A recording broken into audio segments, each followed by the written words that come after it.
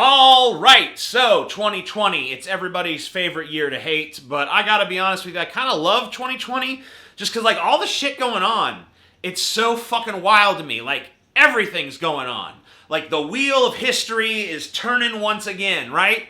Because for most of my life, it's been pretty fucking boring. Occasionally there'd be some kind of big event like a 9/11, but that's just one thing, And then afterwards, there was some big stuff that happened afterwards, like the war in Iraq, war in Afghanistan, but like honestly, war, that's not really a big deal in America. We have the fucking largest military budget in the world by a fucking several orders of magnitude. Well, maybe not quite that much, but we have a huge military budget, like more than the next 10 countries combined. That's the popular statistic people toss around. And we have to justify that somehow, and the way we justify it is we're constantly fucking at war. So that's not really that big of a deal. I mean, it is a big deal, but, it's kind of become old hat. But right now, there's all kinds of crazy shit going on. We got, like, a ecological collapse going on. We're in the midst of a fucking huge mass extinction event. Fucking environment is fucking, like, ecosystems, the whole biosphere just collapsing left and right.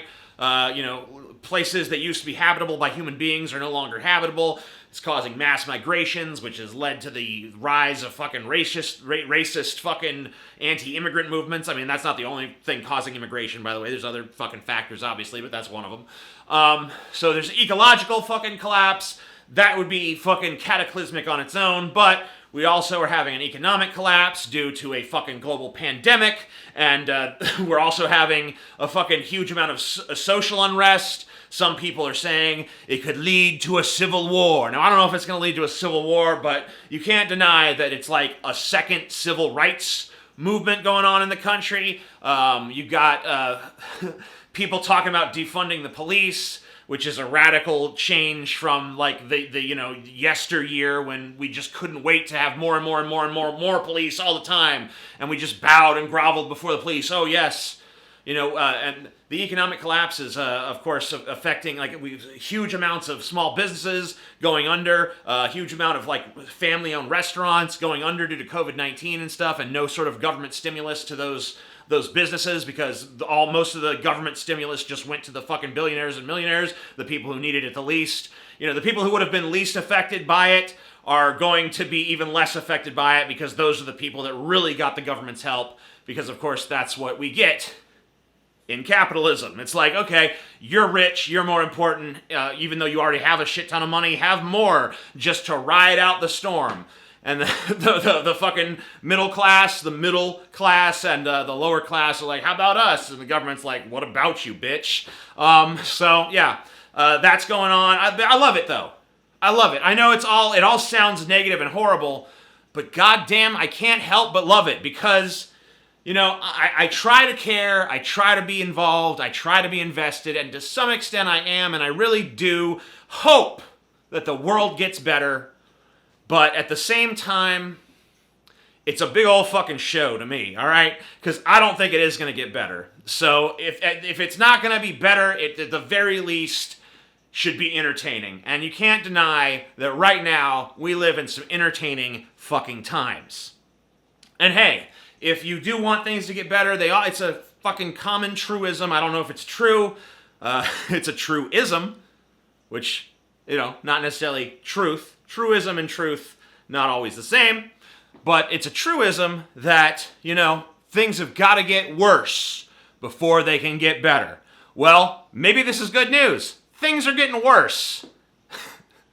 maybe it's just so they can get better. Now, I happen to think that if things are ever going to get better, it's going to be on such a distant time scale from the present day that it's not going to do us much good, but hey, if you're one of these people out there who's still breeding and contributing to the overpopulation of the planet, don't tell me it's a myth, fuck you, you're wrong. Then, you could, maybe your great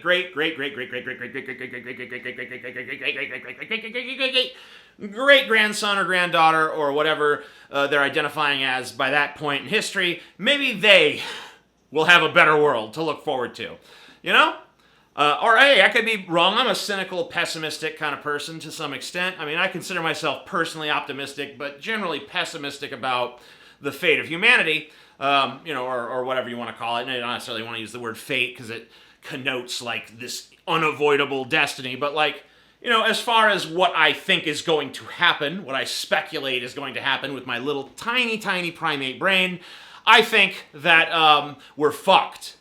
And, and, I'm just glad to be living in, it's like, holy shit, maybe I'm living in the end times, Like, at least the beginning of the end times. Like, if they fucking trace back, hey, when did the apocalypse begin? Like, when did we really start to decline as a species, as a whole?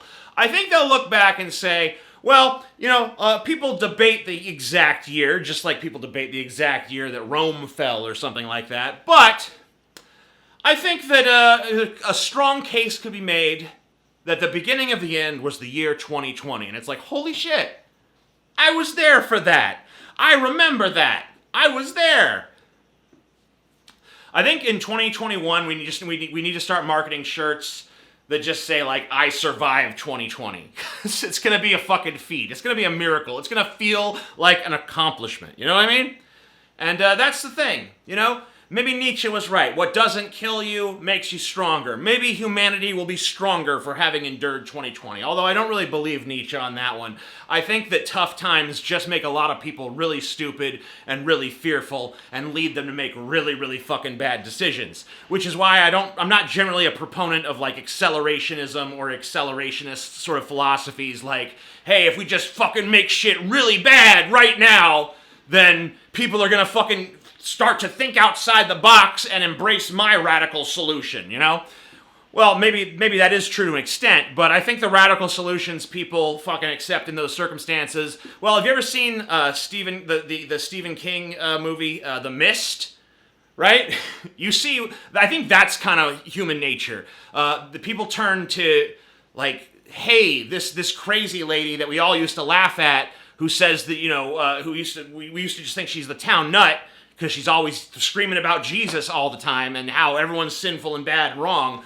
Well, now that something bad has happened, all of a sudden her rhetoric sounded a lot more reasonable. Like, why did this happen to us? Oh, it must be because we pissed off Jesus.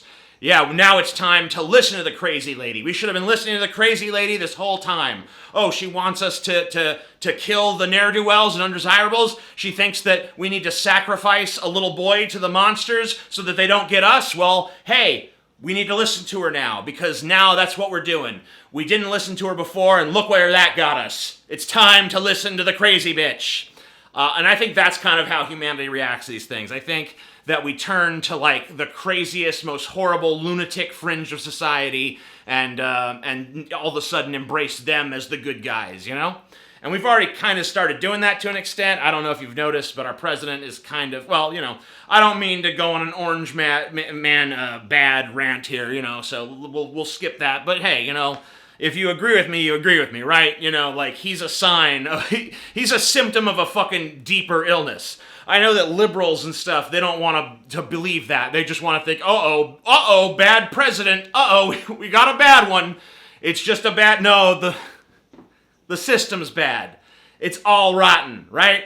That's why even the good president, Obama, didn't change things, even though he said he would. Because he can't change things. Because he can't change the system. Until the system changes, until the underlying framework that our society's built on changes, none of this shit can change. You can only build so many things on this foundation, right? You can only build so many things within the confines of this. Like, eventually you have to fucking have a clean slate and start over. And maybe that's really the reason why I like 2020 so much. Because it feels like the destruction before the creation, right? And like I said, I'm not an accelerationist, so I happen to believe that we destroy this, we could very well create something worse. And in fact, I kind of lean towards that. But you know what? There's always that slim little possibility that we'll create something better. And maybe it's worth it. I've always been a gambling man, after all. Anyway, that's all I have to say for now. Peace the fuck out.